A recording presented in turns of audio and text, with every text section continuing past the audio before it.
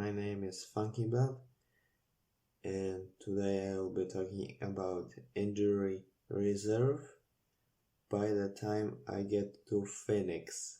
Injury reserve is a group that has made quite a big splash on the internet with their very energetic, classic jazz and rap fusions, and I will talk about their very new album in a minute. You can skip in a time frame somewhere in the description. The group's breakout mixtape, Live from the Dentist Office, was definitely good, but it was way too low-key for its own good. However, on their next mixtape, Flaws, they just improved everything from the extreme production to the better vocals to just being more memorable. Screw it, I'll say it. Almost every track from that mixtape is near perfect. It's like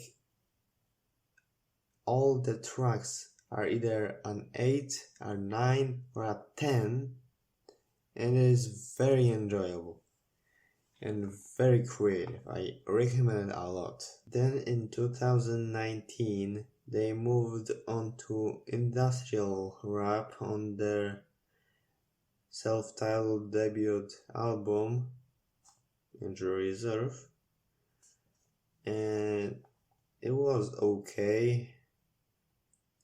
I guess I liked it, but it was way too awkward to be as great as Floss, with such tracks as Rap Song Tutorial and Get F.U.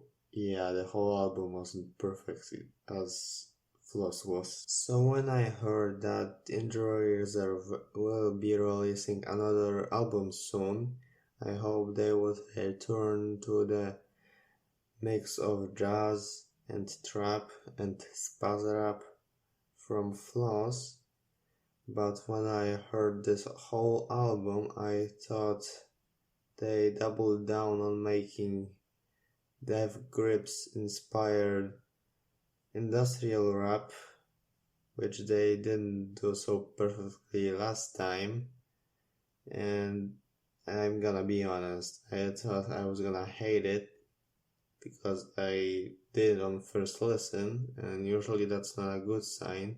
I definitely got the impression that the album was much more focused and darker, but it was definitely much more heavier and tiresome and unwelcoming.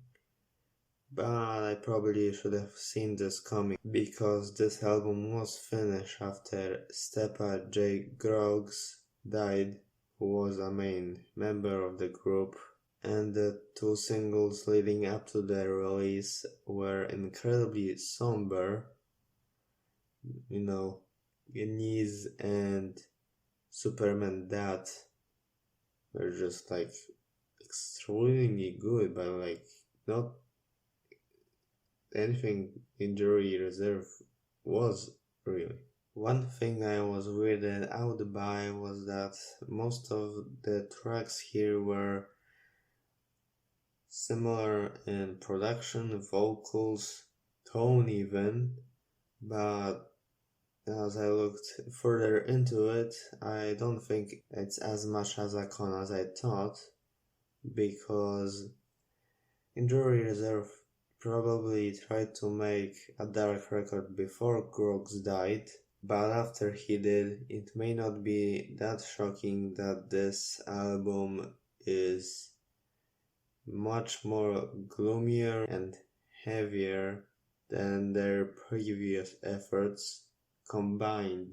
The premise for this album, I'd say, is about confronting someone who's alive, dead, or a ghost.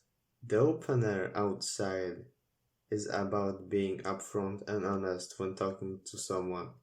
The vocals sound great and the reverb on them is good, but something really fantastic about the track is the beat switch halfway through and how it manipulates the sound of breathing so forebodingly, and a nice touch considering the premise of this record. Superman Dad has incredible production both in the effects on the vocals and the beats are explosive.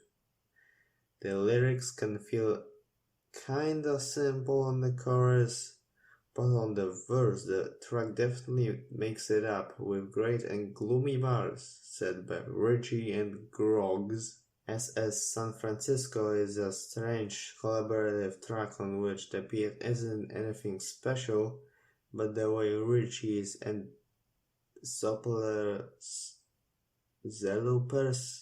I think that's how you say it, ZelooperZ rapping gets processed through the production makes them sound even more demented than they already are, is very memorable and definitely creative. Footwork in a Forest Fire is epic with its ghostly and auto-tuned vocals, and it has great production choices but doesn't leave that huge of an impact on repeated listens, and I'd say the same about Ground Zero and Postpostpartum. Top picks for you may be my favorite track from this album, with Richie's sad singing and the drilling noises the production provides. The premise of it is Richie trying to accept the loss of someone he worked with, presumably Groggs, while still working, but realizing he'll remember the patterns they were a part of. And it is flooring. Straight up flooring. Knees is profoundly sad with its lingering guitars and sad vocals.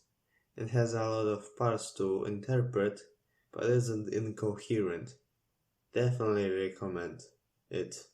The closer, By Storm, is a great finisher with its sweeping production, and it's about moving on, even if there's a storm stopping you from going anywhere. Linking back to my initial thoughts on this project, I still would say Floss is better, but BTTIGTP is in a way more vital than Floss was, with its subject matters and surprising maturity. On the whole, I love this album after listening more closely, but I have to say, this album on first listen will most likely sound boring and annoying at points, and kill the enjoyment for some people immediately, but looking beyond the cold, sterile surface, there's an amazing record to be found here. So yeah, it is great, and I'm gonna give it an 8.2. It was definitely worth a listen for a second time. Video over.